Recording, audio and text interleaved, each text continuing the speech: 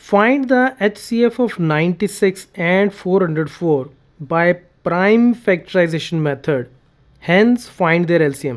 देखो इसमें उसने एक चीज़ बड़ी स्पेसिफिकली मेंशन की है कि HCF तो आप प्राइम फैक्टराइजेशन मेथड से फाइंड आउट करो और LCM फिर आप डायरेक्टली फाइंड आउट करो यूजिंग HCF. इसका मतलब ये है. ये कैसे होता है ये मैं आपको बताता हूँ. देखो सबसे पहले क्या करना है आपको कि आपको 96 और 404 की प्राइम फैक्टराइजेशन करनी है. वो कैसे होती है? जैसे ये मेरे पास 96 है तो 96 को सबसे पहले देखो कौन सा प्राइम नंबर डिवाइड करेगा 2. तो ये कितना हो गया यहाँ पे 48. फिर से ये इवन नंबर है तो 2 इसको डिवाइड करेगा तो ये हो जाएगा 24. फिर से 2 पे जाएगा 12. फिर से 2 पे जाएगा 6. अगेन ये 2 पे डिवाइड होता है 3 और उसके बाद इसको सिर्फ नेक्स्ट प्राइम नंबर 3 डिवाइड कर सकता है. तो 3 इंटू 1 इज़ 3 तो 1 आ गया तो हम इसको रोक देंगे.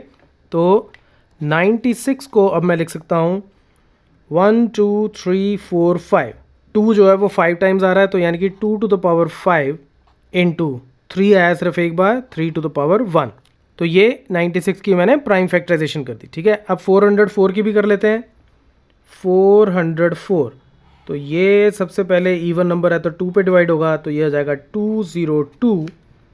फिर से 2 पे जाएगा 101 और उसके बाद 101 खुद ही एक प्राइम नंबर है तो ये किसी और पे डिवाइड ना होकर सिर्फ 101 पे डिवाइड होगा. 101 इंटू 1 इतना हो गया. तो 404 को अब मैं लिख सकता हूँ 2 इंटू 2 तो यानी कि 2 टू द पावर 2 इंटू ये हो गया 101 टू द पावर 1. अब जैसे मैंने आपको पिछले क्वेश्चन में बताया था कि आप ऐसा करो इसको 2 to the power 5 into 3 to the power 1.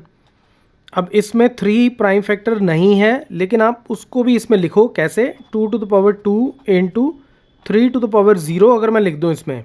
ठीक है, 3 टू द पावर 0 1 होता है तो कोई फ़र्क नहीं पड़ने वाला. सिर्फ चक्कर ये है मैं क्या करना चाहता हूँ कि यहाँ पे इनके पेयर्स बनाना चाहता हूँ. 2 का आ गया 3 का आ गया. अब यहाँ पे 101 की पावर 1 है, यहाँ नहीं है तो इसको मैं 101 की पावर 0 लिख सकता हूँ. जस्ट इन केस अगर आपको कुछ कन्फ्यूजन हो तो इससे ज़्यादा आसान हो जाता है. ये ज़रूरी नहीं होता, ये जस्ट मैं आपको समझाने के पॉइंट ऑफ व्यू से बोल रहा हूँ. ठीक है, अब मुझे क्या निकालना है HCF. तो HCF ऑफ 96 एंड 404 वो क्या हो जाएगा. अब 2 जो इनका प्राइम फैक्टर है उसकी देखो दोनों में सबसे कम पावर कौन सी है तो वो जाएगा 2 टू द पावर 2. ठीक है, 3 की सबसे कम पावर कौन सी है 3 टू द पावर 0 वाली. ठीक है, तो 0 कम पावर है तो 3 टू द पावर 0 आ गया.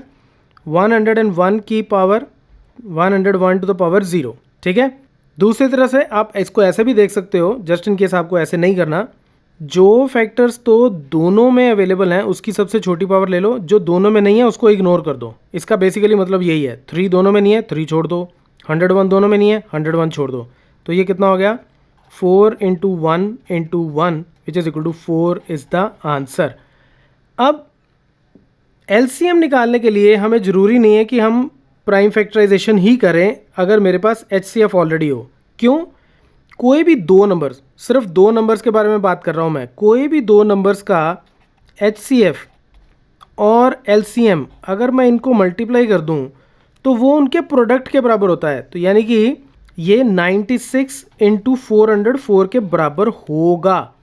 HCF और LCM का प्रोडक्ट हमेशा दोनों नंबर्स के अपने प्रोडक्ट के बराबर होता है. तो यहाँ से LCM मेरा कितना हो जाएगा 96 into 404 divided by HCF. HCF इधर जाके डिवाइड हो जाएगा और वो कितना है 4. तो ये मेरा आंसर कितना आ जाएगा 9696 इज़ द आंसर.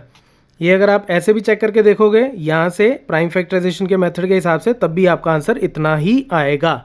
अब मैं फिर से रिपीट कर देता हूँ कि HCF और LCM का प्रोडक्ट जो है 2 नंबर्स के प्रोडक्ट के बराबर होता है. लेकिन अगर यहाँ 3 नंबर्स हो जाएं, 3 नंबर्स का HCF और LCM निकालोगे तब ये बात सही नहीं होती. ये सिर्फ 2 नंबर्स पे ही एप्लीकेबल होता है. Okay, so that's it from this tutorial. Keep watching मैथमाफिया.